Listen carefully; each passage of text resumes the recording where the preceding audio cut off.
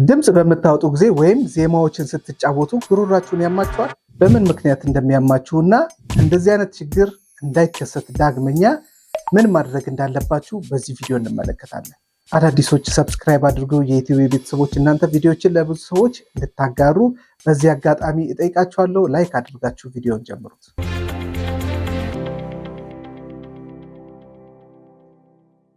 ቀደም ሲል እንደነገርኳችሁ ብዙ ሰዎች ከሚጠይቁኝ ጥያቄዎች መካከል አንዱ ድምጽ በማወጣበት ጊዜ ጉሮሮዬን ያመኛል፣ እንደዚህ አይነት የተለያዩ ምክንያቶችን ድምጽ ጋር የተገናኙ ይጠይቁኛል።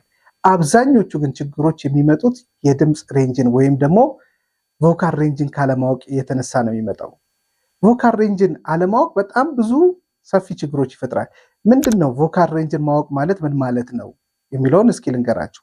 ቮካል ሬንጅ ማለት እንግዲህ የተለያዩ የድምፅ ሬንጆች አሉ። ማለት የሁላችንም የድምፅ የማውጣት አቅም አንድ አይደለም። አንዳንዶቻችን ቀጠን ያሉ ድምፆችን በደንብ እናወጣለን፣ አንዳንዶቻችን ደግሞ ወፈር ያሉ ድምፆችን እናወጣለን። ስለዚህ ሁላችንም በተመሳሳይ የድምፅ ክልል ውስጥ ያሉ ድምፆችን ማውጣት አንችልም። ስለዚህ በጣም ሰፊ ስለሆነ ድምፅ ተከፋፍሎ በተለያዩ ካታጎሪ ውስጥ ተካተዋል። ለምሳሌ ወንዶች ሊያወጡት የሚችሉት የድምፅ ክልል አለ፣ ሴቶች ሊያወጡት የሚችሉት ክልል አለ። ስለዚህ አብዛኛው ወንድ የሚያወጣው ድምፅ በሆነ ክልል ውስጥ ነው የሚገኘው ማለት ነው። ወፈር ያለ ድምፆችን እንደምታውቁት ወንዶች ያወጣሉ፣ ሴቶች ደግሞ ቀጠን ያለ ድምፅን ያወጣሉ። እንደዛ በዛም ደግሞ በሁለት ካታጎሪ ወንድና ሴት በሚለውም ካታጎሪ ብቻ በቂ አይደለም። ወንዶችም ደግሞ እንደዚሁ ካታጎሪ አለ፣ ለሶስት ተከፍሏል። ቤዝ የሚል አለ፣ ባሪቶን የሚል አለ፣ ቴነር በሚል ለሶስት ተከፍሏል። የሴቶችም እንደዚሁ አልቶ፣ ሜዞ ሶፕራኖ፣ ሶፕራኖ በሚል ለሶስት ተከፍሎ ይገኛል። አሁን አስቡት፣ እንደዚህ በጣም ክፍልፋዩ የበዛበት ምክንያት አንዳችን የሌላው ካታጎሪ ውስጥ የሚገኙ ድምፅን እንዳናወጣ ታስቦ ነው። ምክንያቱም ሴቶች ሁሉንም ሶስቱንም ካታጎሪ ሊያወጡ አይችሉም። አልቶንም፣ ሜዞ ሶፕራኖም፣ ሶፕራኖንም ሊያወጡ አይችሉም። ቢያወጡም ደግሞ አሁን ያልኳችሁ ችግር ይፈጠራል። ወንዶችም እንደዚሁ ማለት ነው። ለምሳሌ እኔ የድምፅ ካታጎሪ ቴነር ከሆነ ባሪቶንና ቤዝ ድምፅ ለማውጣት በመሞክርበት ጊዜ ድምፄን አሁን ቅድም ወዳልኳችሁ ጉዳት ነው ከሚገባው በላይ ስትሬች እንዲያደርግ ነው የማደርገው ማለት ነው። ያ ደግሞ የቀጥታ ፊዚካሊ እዚህ የድምፅ አውታሬ ይታመማል፣ ይጎዳል፣ ድምፅ ማውጣት እቸገራለሁ። ድምፅ በማወጣበት ጊዜ የህመም ስሜት ይሰማኛል።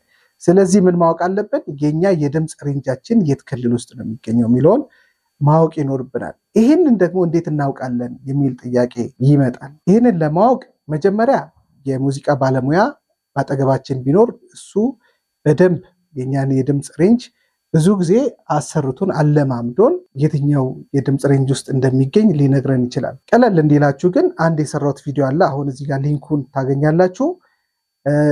ቀጥታ የቤዝ የድምፅ ሬንጅ ከየት እስከየት እንደሆነና ድምፆቹን እያሰማ እናንተ ማውጣት የምትችሏቸውን ድምፆች ተከትላችሁ የትኛው የድምፅ ሬንጅ ውስጥ እንደምትገኙ ራሳችሁ ማወቅ ትችላላችሁ። ለቤዝም፣ ለቴነርም፣ ለባሪቶንም፣ ለሴቶች ደግሞ ለአልቶ፣ ለሜዞ ሶፕራኖ እና ለሶፕራኖ በየትኛው ክልል ውስጥ እንዳላችሁ እንድታውቁ ያለምንም ባለሙያ ድጋፍ እንዲሁ ለማወቅ እንድትችሉ ያግዛችኋል።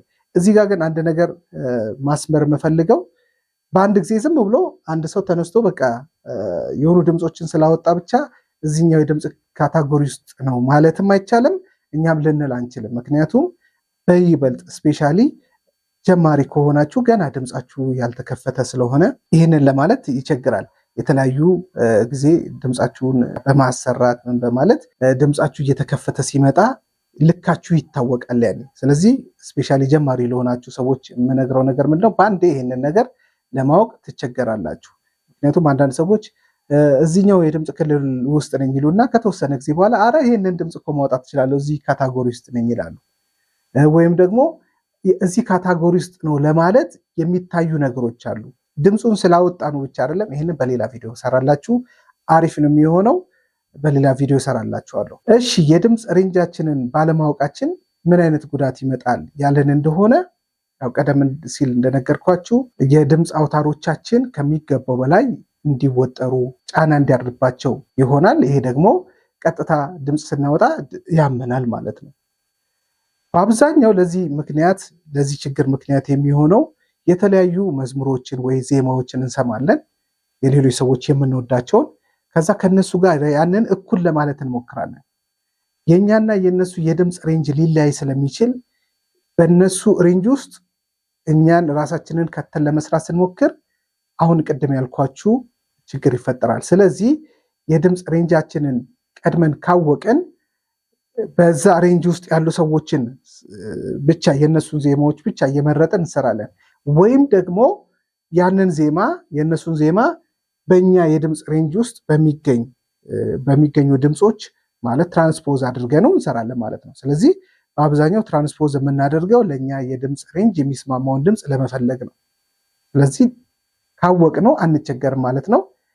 ያንኑ ዜማ በራሳችን የድምፅ ሬንጅ ውስጥ ኪቦርዳችን ላይ ሊሆን ይችላል ትራንስፖዝ አድርገን ልንጠቀም እንችላለን።